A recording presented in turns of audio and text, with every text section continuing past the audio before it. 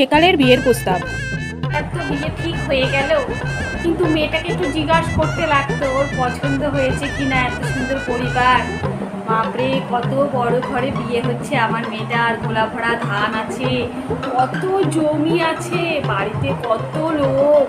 মেয়েটার পছন্দ হয়েছে কিনা একবার জিজ্ঞাসা করা দরকার ছিল। যাই, মেয়েটাকে একটু জিজ্ঞাসাই করে আসি, জানি ও আমার কথা ফেলবে না, আমার তো সোনার টুকরো। যাই, একটু জিজ্ঞাসা করে আসি। রেখা, রেখা। হ্যাঁ মা বলো, ডাকছিলে?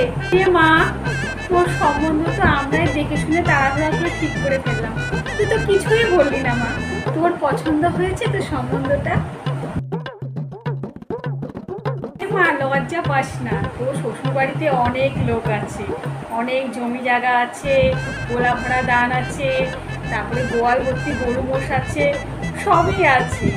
সংসারে অনেক লোক আছে, তোকে সবাই খুব ভালোবাসবে রে মা।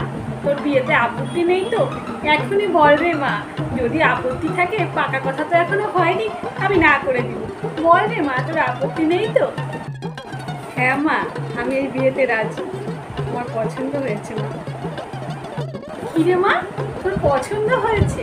ঠিক আছে, তাহলে পাকা কথাটা আমি দিয়েই দিই। মেয়েটা কি লজ্জা পেয়ে গেছে, লজ্জা পেয়ে দৌড়ে চলে গেল।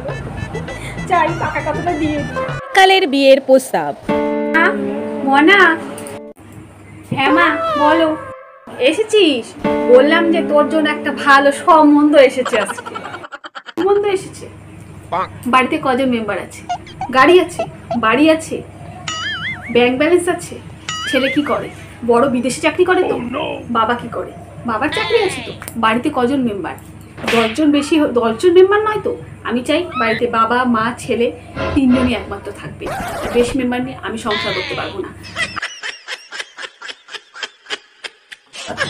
ছেলে দেখতে সুন্দর তো? ছেলে মাথায় টাক পড়েনি তো? চুল আছে তো? দেখতে ফর্সা তো?